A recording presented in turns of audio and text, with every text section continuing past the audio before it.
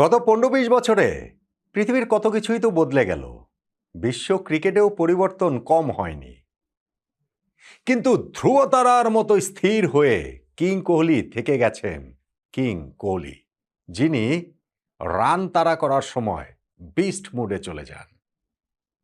ধ্রুবতারা কিন্তু আলো দেয় না, কেবল দিক দেখায়, কিন্তু বিরাট কোহলির যে ধ্রুবতারা, সেইটা পরের প্রজন্মকে যেমন দিক দেখাচ্ছে, ঠিক তেমনিভাবে আলো তিনি ছড়িয়ে চলেছেন অবিরাম, অবিশ্রান্ত।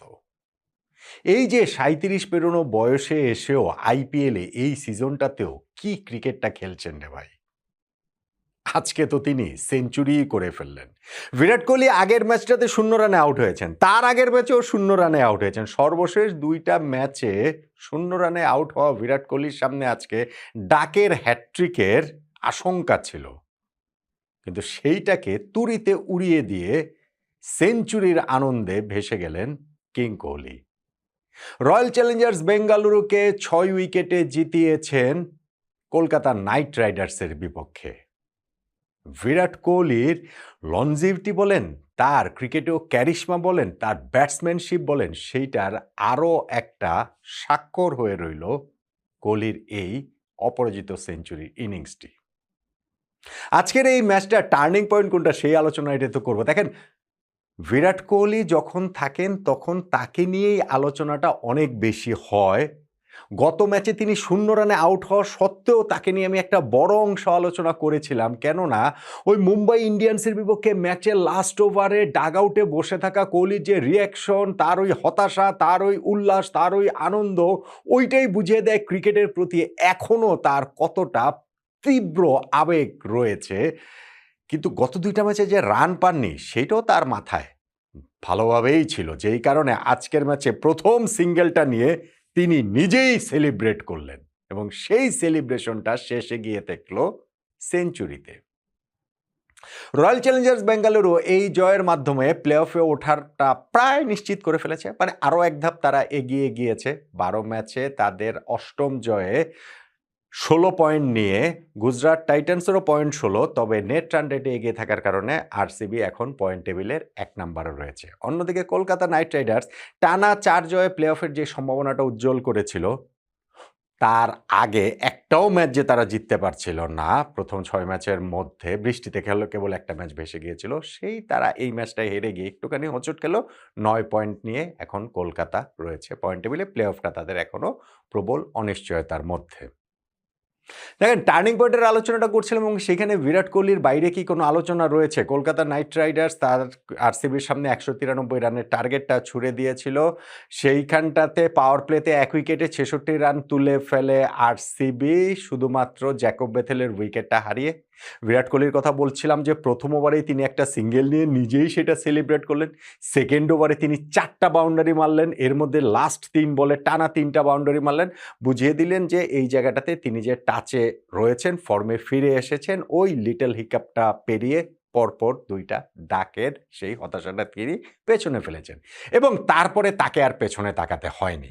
ডেভিড পাড্ডিকালের সঙ্গে সেকেন্ড উইকেটে একটা 92 রানের পার্টনারশিপ হলো, সেইখানটাতে আরসিবির জয়টা একরকম প্রায় নিশ্চিতই হয়ে যায়, কেননা 13 ওভার শেষে হিসাবটা এরকম ছিল যে শেষ 7 ওভারে তাদের আর 64 রান প্রয়োজন, হাতে 9 উইকেট রয়েছে। তারপরে পাড্ডিকাল আউট হয়েছেন, রাজত পাতিদার আউট হয়েছেন, ইনফ্যাক্ট টিম ডেভিডও আউট হয়েছেন, এবং সেই টিম ডেভিডের আউটে যেই ক্যাচটা মনীষ পান্ডে ধরেছেন ব্যাকওয়ার্ড পয়েন্টে, সেইটা যেন অনেকগুলো বছর পেছনে ফেরত নিয়ে গেল আমাদেরকে, এবং অসাধারণ একটা ক্যাচ, এবারের আইপিএলের অন্যতম সেরা ক্যাচ, ঝাঁপিয়ে পড়ে তিনি ওই জায়গাটাতে ধরেছেন। কিন্তু বিরাট কোহলির সেঞ্চুরিটাও কখনো হুমকির মুখে পড়েনি, কিংবা আরসিবির জয়টাও কখনো হুমকির মুখে পড়েনি। সেঞ্চুরিটা কখন হবে অপেক্ষায় ছিল কেবলমাত্র সেটা।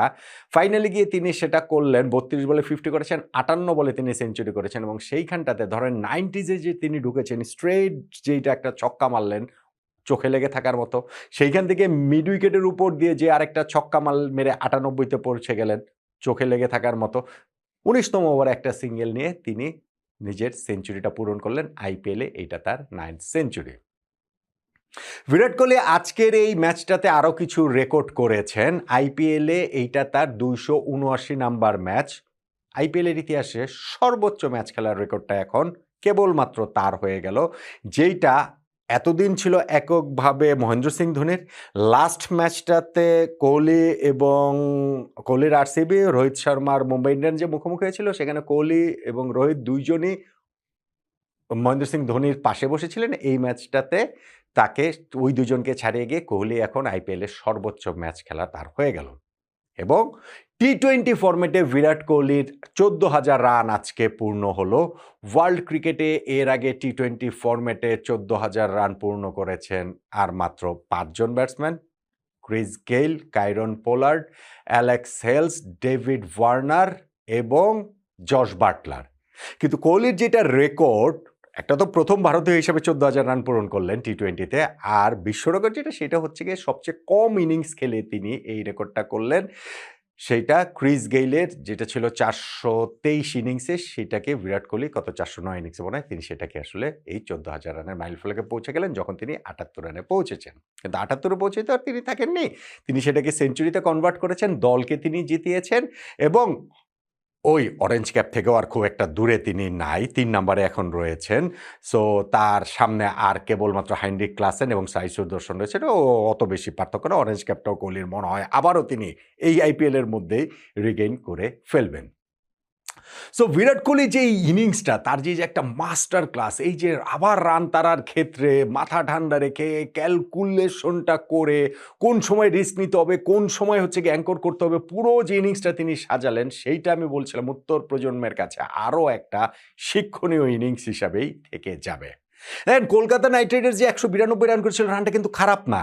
রায়পুরের এই স্টেডিয়ামটাতে গত ম্যাচটাতে আমরা একটা লো স্কোরিং থ্রিলার, আইপিএলের বিবেচনায় 160 অড রানের ওই খেলাটা যে হয়েছিল মুম্বাই এবং আরসিবির, সেটা আমরা দেখেছিলাম। ফলে সেই উইকেটে 192 রান, একটু বেটার উইকেট হয়তো ছিল, কিন্তু এই কেকেআর ভালোই স্কোরটা করেছে। তাদের ফিন অ্যালেন এবং আজিঙ্কা রাহানে, দুই ওপেনার একটা কুইক স্টার্ট এনে দিয়েছিলেন, যদিও ইনিংসটা কেউই বড় করতে পারেনি।